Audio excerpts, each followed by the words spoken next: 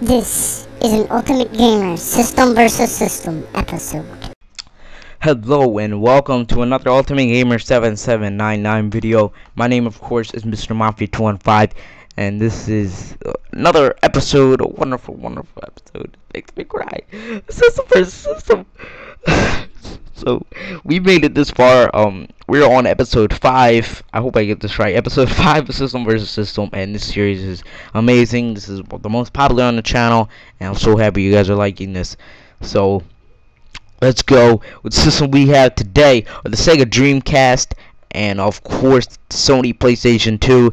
Now, these systems were around at the same time. They were competitors, of course, along with the Nintendo GameCube and all that. So the PS2 and the Dreamcast, when one excels in a place the other did not, that means you need to look out for that, because it means the system could be better. So let's start out with the Dreamcast, since Sega is an awesome video game company. If you guys know, they develop, they manufacture all of this stuff. Sega is amazing, and they're one of the most popular names in video games today.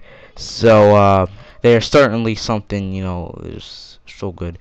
So let's go back to Dreamcast, and its manufacturer is Sega, of course. The generation is 6th generation. The release date in Japan was November 27th, 1998. In America, it was September 9th, 1998. Now, 9/9/99 was supposed to be one of the many dates people said the world would end, but it did not. Thank God for that. So let's see. Dreamcast was discontinued March 26, 2001.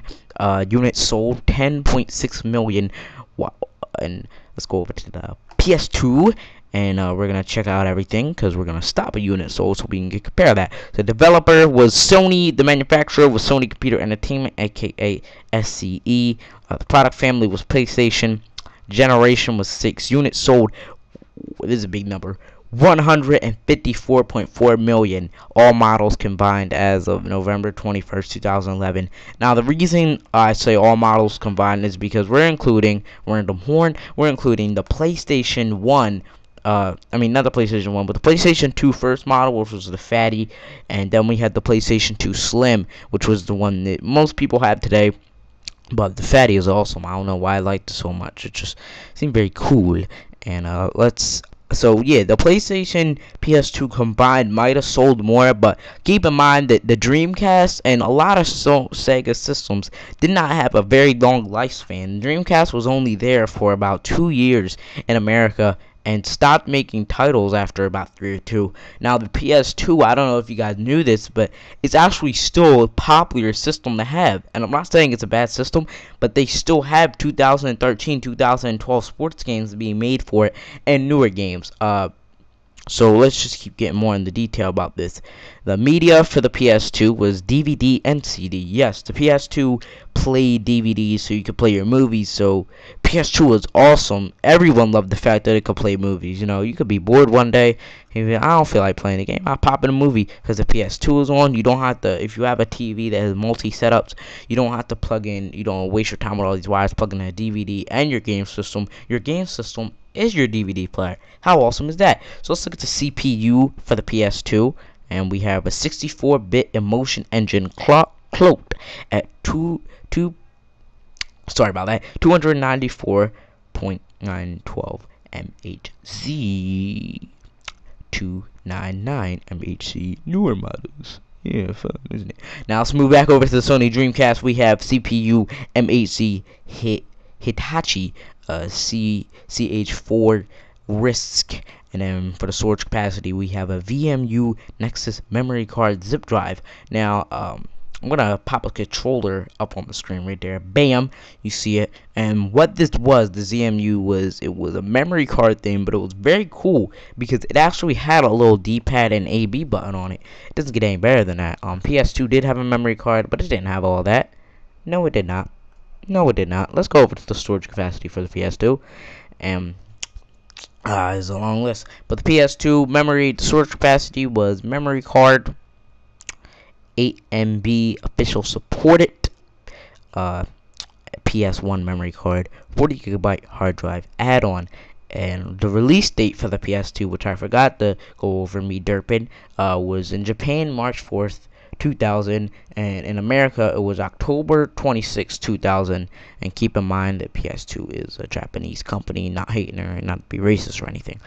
Okay, so the graphics for the PS2 was a synthesizer cloaked at 147.456 MHz. Controller input was DualShock 2. We all love the DualShock controller series if you're a PS2 fanboy. And let's go over to the graphics for the Dreamcast. And sorry about that.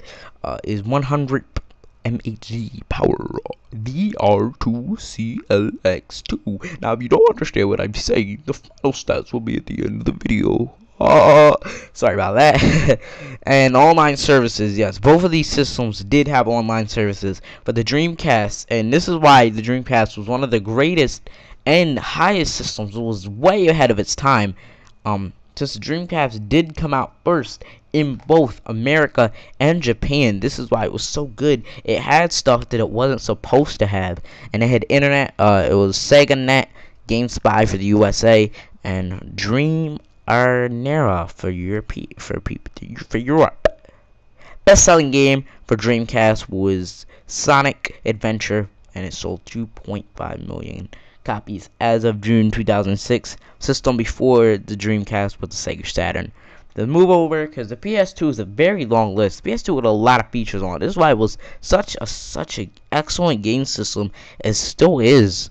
It's one of the greatest ever made after its sales. I mean, the PS2. I don't know if you guys watched, other episodes, System vs. System, but if you go to the final stats and compare, the PS2 swiped a lot of systems. I mean, I might do a video on this, the PS2 versus the Xbox One, but to me, the PS2 swiped the Xbox One. It had no competition there. It was just so ahead of its time, and yet it still is compatible with some of the stuff that's getting made today. All the graphics is still compatible with that. So the PS2, if you're wondering to buy a system, get the PS2. It's awesome. But, this is why we're going to compare the PS2 to the Dreamcast. Now I'll tell you which one I like better. So the connectivity for the PS2 was a 100 Mbit Ethernet / modem. Online services was dynamic network authentication system. Best-selling game was Grand Theft Auto San Andreas. That's where I learned to drive, and I know a lot of you learned to drive in Grand Theft Auto. It was one of the greatest games ever made. San Andreas, I kind of like Vice City better, but it sold 17.33 million. Sold as of February 2009. The backwards compatibility was the PS1. System before it was the PS1, and the successor was, of course, the PS3. Now, that's the end of this, but there is more to come. Don't you dare leave or exit this video, and if you do that, you're just derping on me. But which controller I like better? I'm gonna be honest with you, I have never held a Dreamcast controller. No, I haven't. But by looking at it, and quickly, not quickly, but I observed what the controller looked like, and how good it would be. It looked like a very fat controller, and it might have been hard, to get your hands on, because it was square. But most original game controllers were. So since I can't really name, how good this controller was, and I never felt it, I'm gonna put NA on this controller rating. So controller ratings don't really count, but because I haven't held this controller, but I can still rate you for the PS2. Now the PS2 controller is much like every other controller of the PlayStation series, and I love it, but there was something different about the PS2. I don't know what it was, but it felt a lot better than most of its competitors, the PS1 controller and the PS3. So I'm gonna give the PS2 a direct 5 out of 5 for that one.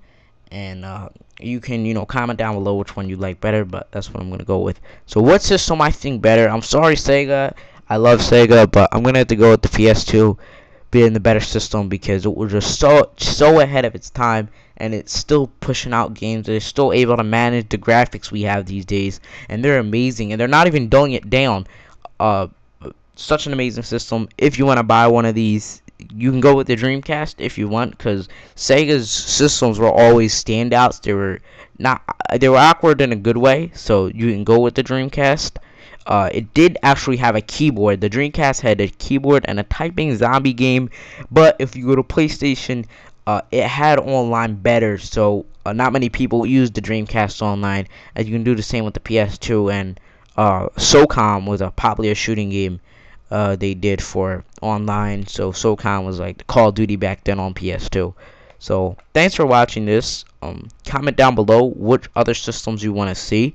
Stay tuned for our next episodes. We're bringing in motion gaming because I know a lot of you love that. And for those of you that are wondering, no, this is not a copy of classic game room series. They're a lot different. I do a lot different stuff. They give basically a personal review, I give a personal review, and I go to the raw, gigabytes and everything in the system. So no, this is not a copy of classic game room. If you like this better, thank you very much. Comment down below what you want to see next. Like, favorite, subscribe, and again, sorry for no videos being pushed out. If you haven't seen that video, go back. It'll be right on screen. Just click 5, 4, 3, 2, 1. Click. It's gone. But yeah, internet was out. All that video will explain everything. It's the last video, so go check that out. And stay tuned for more this week. And stay beautiful, wonderful subscribers. I love you all. Really do. Have a nice day.